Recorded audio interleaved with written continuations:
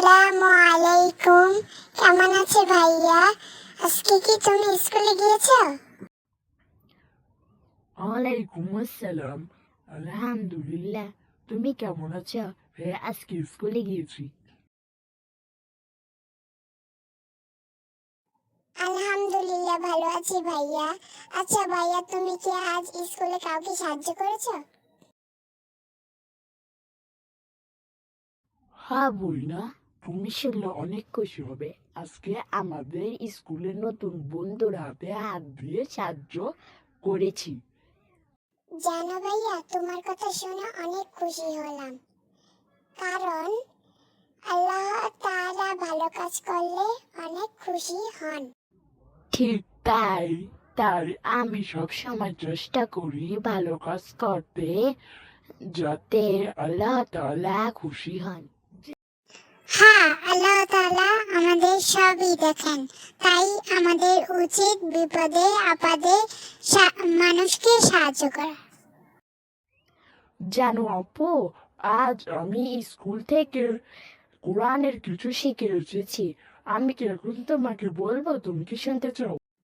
জি ভাইয়া, অবশ্যই। কোরআনের কিছু শুনলে আমার মন ভালো হয়। তুমি বলো, আমি শুন। আজকে স্কুলে ছাত্ররা বিষয় বলেছে আমরা যেন সৎকা করি। আসলে সত্যি ভাইয়া, এজন্য আমাদের ছোট ছোট কাজগুলো অনেক গুরুত্বপূর্ণ। আচ্ছা আপু, তুমি খেলাধুলা কি করতে পছন্দ করো? তো খেলাধুলা কি তোমার ভালো লাগে? হ্যাঁ, খেলাধুলা আমি পছন্দ করি, কিন্তু খেলাধুলার মধ্যে আমি কাউকে কষ্ট দেই না। তুমি জানো আপু, এমন কিছু খেলা আছে যা খেললে আল্লাহ তাআলা পরকালে শাস্তি দেয়। আচ্ছা ভাইয়া, সেগুলো কি খেলা? তুমি বলো, আমি শুনবো, আমি শুনতে চাই। সেগুলো হলো যেমন জুয়া খেলা, তাস খেলা, বাজি ধরা, টাকা দিয়ে লুডো খেলা। তোমার কথা শুনে অনেক খুশি হলাম। তাই আমাদের উচিত এগুলো না খেলা, বর্জন করা। জানো আপু, আমাদের পাশের বাসার দাদিমা অসুস্থ। চলো আমরা তার কাছে যাই। কি হয়েছে দাদিমার? দাদিমা কি খুব অসুস্থ? তাহলে চলো আমরা দাদিমাকে দেখতে যাই।